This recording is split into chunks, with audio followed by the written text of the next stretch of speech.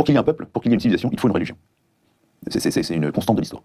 Les seuls cas où il n'y avait pas de religion, c'était des idéologies tellement absurdes qu'en fait, elles ont consisté à massacrer des millions de personnes. Donc je pense pas que ce soit un modèle de société. En tout cas, c'est pas le modèle occidental. Et donc, il nous faut une religion. Et en fait, si la société actuelle se délite et sombre dans le chaos, c'est parce qu'elle n'a plus ce principe d'unification qui dépasse les individus.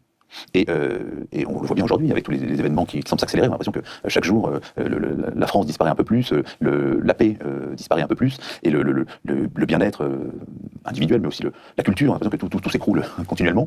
Et bien de jour en jour, eh bien, la seule solution, c'est de retrouver un principe unificateur qui soit supérieur, c'est-à-dire qui soit transcendant, qui transcende les individus, qui transcende les intérêts, et qui transcende le temps et l'espace. Et donc il faut que ce soit un principe religieux. Donc je ne dis pas que le but de la religion, c'est de faire une culture. Bien sûr que non, c'est pas ça. Le but de la religion, c'est de sauver les hommes et d'aller au ciel, comme je l'ai dit en commençant. Je vous invite à regarder l'interview de Livre Noir sur l'abbé Raffray, qui nous dit beaucoup de conneries. Hein. Déjà, c'est très intéressant comme il parle de la religion. Enfin, vraiment, moi, ça me fascine.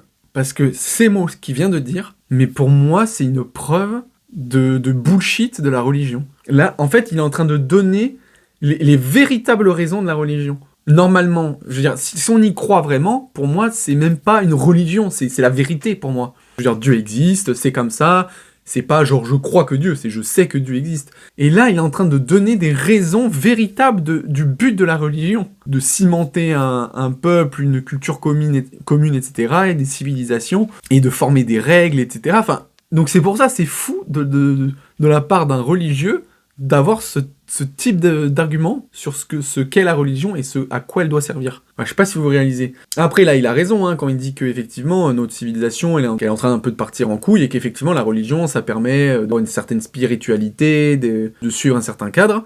Mais par contre, là où il parle, oui, la société se délite, c'est de plus en plus le bordel, l'insécurité et tout, c'est pas l'absence d'une religion, et en l'occurrence du christianisme, hein. C'est l'arrivée d'une nouvelle religion avec une nouvelle civilisation. Et vous savez de quoi je parle.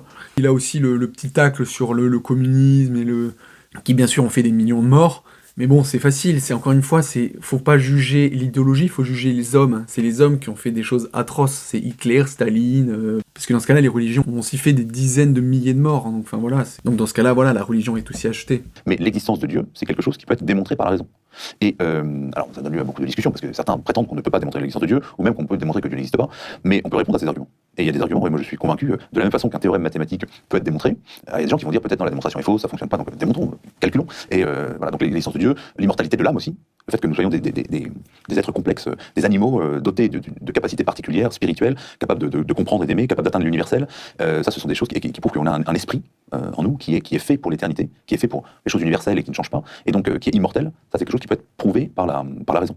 Waouh, alors là c'est une quantité de conneries qui débitent là à la seconde, c'est insane. Hein. Encore une fois, ça, j'en parle plusieurs fois dans mes vidéos, mais putain, les religieux qui essayent de parler de science, aïe aïe aïe, faut arrêter, vraiment faut arrêter. Parler de philosophie, parler des licornes et tout, mais ne parlez pas de science. La religion peut être prouvée, mais quelle blague.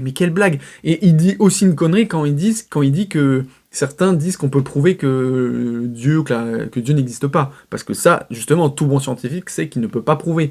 On ne peut pas prouver quelque chose qui n'existe pas. Si je vous dis, prouvez-moi que les licornes n'existent pas, vous serez incapable, scientifiquement, de me montrer cette affirmation. Il est impossible, comme je vous dis par exemple, ben voilà, les vampires existent, prouvez-moi le contraire. Vous pouvez pas prouver quelque chose qui n'existe pas. C'est pour ça que la religion est si forte, on peut pas prouver sa non-existence. Mais en tout cas, voilà, on peut certainement pas prouver scientifiquement son existence. Et là, après, il dit, oui, le fait que tout soit si parfait, machin, notre existence, la vie après la mort et tout, prouve que, machin. Mais arrête, ça s'appelle la foi. Ça s'appelle les contes pour enfants, ça s'appelle le Père Noël, ça s'appelle ce que vous voulez, mais ça s'appelle pas la science, là, tout ce qu'il est en train de dire. C'est vraiment, mais ridicule.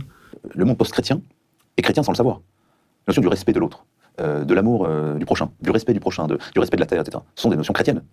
Et que le christianisme a inséré, a développé, a fait mûrir dans la société occidentale. Alors, le monde post-chrétien est chrétien sans le savoir. Pitié, le niveau, sans déconner. Mais en fait, c'est même pas sans le savoir. C'est le monde post-chrétien est chrétien par le fait que, justement, il a vécu des millénaires de christianisme.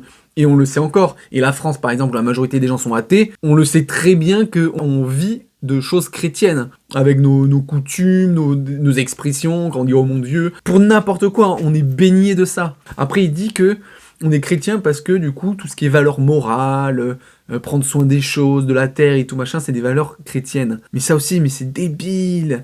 Non, c'est pas des valeurs chrétiennes, c'est des valeurs humaines. C'est des valeurs humaines de gens qui avaient la religion chrétienne et qui l'ont après diffusée au peuple et aux civilisations, aux royaumes, aux empires. Si ces hommes-là, ils n'avaient pas ces valeurs, le christianisme qu'on le connaît aujourd'hui aurait été différent. C'est pas la religion qui crée les valeurs. Et justement, la religion, du coup, en plus pour ceux qui sont athées, sont créées par des hommes. C'est les hommes qui avaient ces valeurs en eux et qui l'ont transposé à ces religions. Et la preuve, il suffit de lire toutes les autres religions qu'il y a dans le monde, et des religions plus vieilles que le christianisme, et même que le judaïsme, on voit que les valeurs sont universelles, quel que soit l'endroit sur la planète. Donc c'est bien que c'est l'homme, l'homo sapiens, qui a de manière innée ces valeurs morales en lui. Mais c'est pas le christianisme, donc bullshit encore une fois. Dieu n'a pas donné un livre, il a inspiré des auteurs pour qu'ils écrivent eux-mêmes des choses qui ont des significations qui ne peuvent être comprises que selon l'enseignement de l'Église. Donc là, on en revient au fameux texte même d'Averroès, du livre que j'avais commenté, où justement on voit bien que tout ce qui est dans les livres sacrés, le peuple est trop con pour comprendre, et il faut le laisser ça aux élites qui vont bien vous expliquer ce qu'il faut faire et comment faut le comprendre. Bah oui, vous comprenez, si vous voulez manipuler et contrôler un peuple, il faut pas lui donner le savoir, il faut le garder. Il me disait, quand je regarde ce que j'étais il y a 2 ou 3 ans, je me demande comment je faisais pour vivre. Aujourd'hui, ma vie a un sens. Je sais pourquoi je suis là, je sais ce que je dois faire, je sais où je vais, je sais pourquoi j'ai été créé pour quelque chose. Alors, évidemment, je suis pas forcément fidèle tous les jours, c'est un travail, c'est long et c'est un effort quotidien, etc. Parce que c'est pas parce qu'on est chrétien qu'on est meilleur que les autres, par principe. Voilà. Mais au moins, on sait où on va. Et ça change tout. Plutôt qu'être juste un élément qui déambule comme ça, qui va à droite, à gauche sans savoir où il va, qui se livre à des combats qui le dépassent et qui n'ont d'ailleurs aucun sens, parce qu'en fait, si la vie n'a pas de sens, pourquoi se battre contre les autres, pourquoi essayer d'obtenir quelque chose, pourquoi défendre, je disais tout à l'heure, pourquoi défendre la Terre et l'écologie si le monde n'a pas de sens et qu'en fait tout va disparaître demain et va s'évanouir et que l'homme n'a pas de destinée éternelle.